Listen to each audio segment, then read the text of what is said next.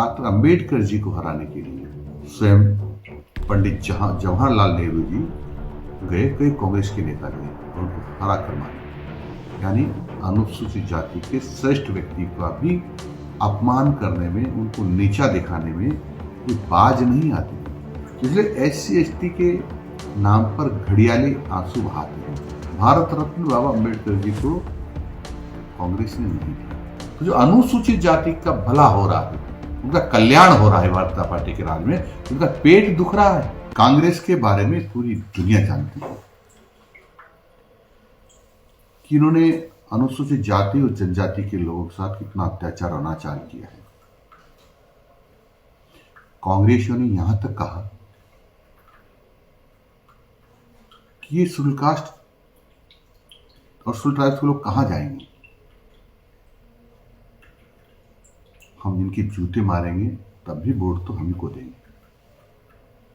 ये कई बार इन्होंने कहा। और इसलिए मैं कहता हूं कि यदि SC/ST का कोई सबसे बड़ा दुश्मन है तो कांग्रेस है। उसका एक उदाहरण आपको देना चाहता हूं। संविधान निर्माता डॉक्टर अंबेडकर जी, जिन्होंने संविधान का निर्माण किया है, उनके साथ कितना दोगलापन किया इन्होंने, कितना अन्याय किया। उनको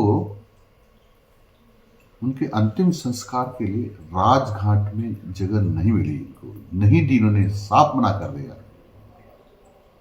उनका तैल चित्र लोकसभा में नहीं लगने दिया। और तो जो उन्होंने चुनाव लड़ने के लिए कांग्रेस से अपनी बात कही तो कांग्रेस ने मना कर दिया। परंतु सभी उस समय की तत्कालीन राजनीतिक पार्टियों ने के आग्रह पर कांग्रेस भी उस मीटिंग में शामिल हुई और सबने सहमति दी कि डॉक्टर अंबेडकर जी श्रेष्ठ आदमी हैं, इनको लोकसभा में भेजना चाहिए। तो वहां तो सहमति देकर चली गई कांग्रेस के लीडर, लेकिन अपने कार्यालय पर जाकर दूसरे कैंडिडेट की घोषणा कर दी। और उस डॉक्टर अंबेडकर जी को हराने के लिए स्वयं पंडित जवाहरलाल नेहरू जी गए, कई कांग्रेस के नेता गए और उनको हरा कर मारे। यानी अनुसूचित जाति के श्रेष्ठ व्यक्ति का भी अपमान करने में, उनको नीचा दिखाने में ये बाज नहीं आते हैं। इसलिए SC/ST के नाम पर घड़ियाली आंसू बहाते हैं। और मैं कहूं तो अतिशयोक्ति नहीं होगा कि अनुसूचित जाति और जनजाति के कोई इस देश में कोई दुश्मन है सबसे बड़ा, तो वो कांग्रेस है। इसलिए बाबा साहब अंबेडकर जी का सम्मान करने के लिए भारतीय जनता पार्टी ने आग्रह किया तत्कालीन सरकार से, जो कांग्रेस की नहीं थी, कि बाबा अंबेडकर जी का चित्र लोकसभा के प्रांगण में लगना चाहिए। तो वहां लगा, इनकी कृपा से नहीं लगा। भारत रत्न बाबा अंबेडकर जी को कांग्रेस ने नहीं दिया।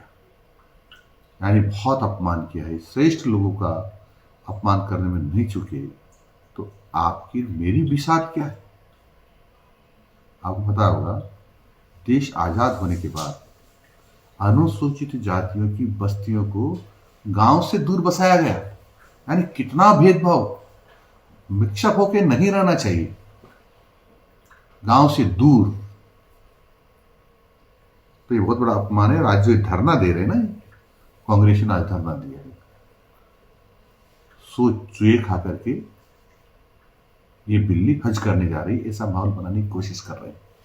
लेकिन अनुसूचित जाति और जनजाति के लोग अब समझदार हो गए हैं।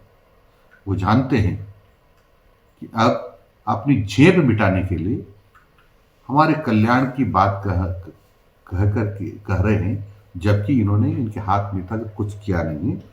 और अपनी विफलता छुपाने के लिए, अपने गलत कारनामे छुपाने के लिए ये हमारे साथ अन्याय कर रहे हैं। मित्रों, आपको तो सब पता होगा कि धारा 370 जो सबसे ज्यादा अनुसूचित जाति के लोगों के खिलाफ थी, उनको लगाए रखा। वहां जो अनुसूचित जाति के लोग, क्योंकि वो को तो मार काट के भगा दिया इन्होंने। पर जो कुछ अनुसूचित जाति के लोग बच गए थे उनके साथ भी इन्होंने कोई अच्छा नहीं किया है। अनुसूचित जाति के लोगों को वोट देने का अधिकार वहाँ नहीं था। आज जब देश वहाँ की धारा 370 हट गई है तो उनको आरक्षण भी मिलता है। पहले आरक्षण भी नहीं था, न एससी वालों को आरक्षण, न एसटी वालों को आरक्षण, न महिलाओं को आरक्षण, न ओबीसी को आरक्षण। अब माननीय मोदी जी ने जब ये धारा 370 हटा दी तो अनुसूचित जाति के लोगों को आरक्षण मिल रहा है, अनुसूचित जनजाति के लोगों को आरक्षण मिल रहा है, बहनों को आरक्षण मिल रहा है। तो जो अनुसूचित जाति का भला हो रहा है, उनका कल्याण हो रहा है भारतीय जनता पार्टी के राज में। उनका पेट दुख रहा है। पेट इसलिए दुख रहा है कि लोग समझदार हो जाएंगे तो फिर हमको कौन पूछेगा। ये अनपढ़ ही रहना चाहिए था, इनको वोट देने का अधिकार नहीं होना चाहिए था, इनको देश के कुछ भागों में आरक्षण नहीं मिलना चाहिए। इसलिए ये झेप मिटाने के लिए बात कर रहे हैं। आज का धरना बिल्कुल फ्लॉप साबित हुआ है, फ्लॉप, बिल्कुल फ्लॉप।